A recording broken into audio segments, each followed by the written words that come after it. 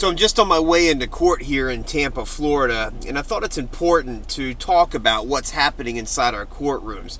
You know, you read in the newspapers and you see on our national news that lenders are seizing or stopping their foreclosure procedures in 23 states. Well, I want to give you the real sense of what's happening on the ground.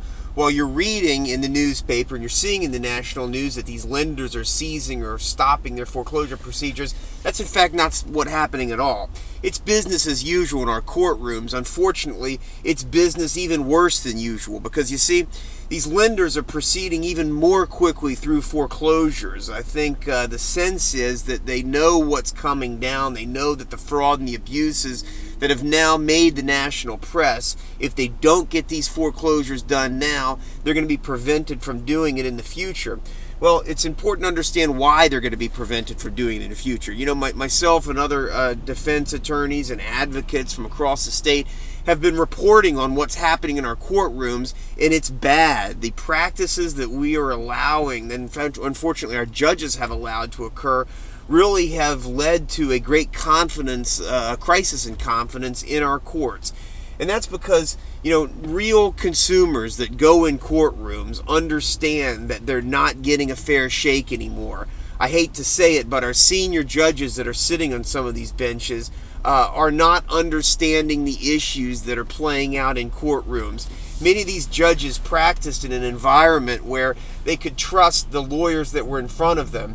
And let's face it, a few years ago, mortgages were a relatively simple matter. And if someone wasn't paying them, it was pretty clear that the plaintiff who was asking to be paid had a right to that mortgage foreclosure. Well, that's not the case anymore. The foreclosures that are in our courtrooms now have been sliced up and diced up hundreds of times and traded all over this country, all over the world. And the plaintiffs that appear asking to foreclose on these homes have a very questionable ability or basis to claim that foreclosure. What we're demanding when we make discovery and we force these plaintiffs to prove up their right to foreclose is just that, some kind of proof. Give us some kind of evidence, U.S. Bank trustee, Deutsche Bank National Trust Association. Give us some kind of proof that you are the entity that has a right to be collecting this mortgage and throwing this old person out of their home. What we find more and more when we do try and make them go through their paces is they cannot do that. You know, just yesterday there were releases of these damning documents that came out of a deposition conducted by the Florida Attorney General's office. The statements made in those depositions are absolutely shocking to learn what's going on inside these foreclosure mills.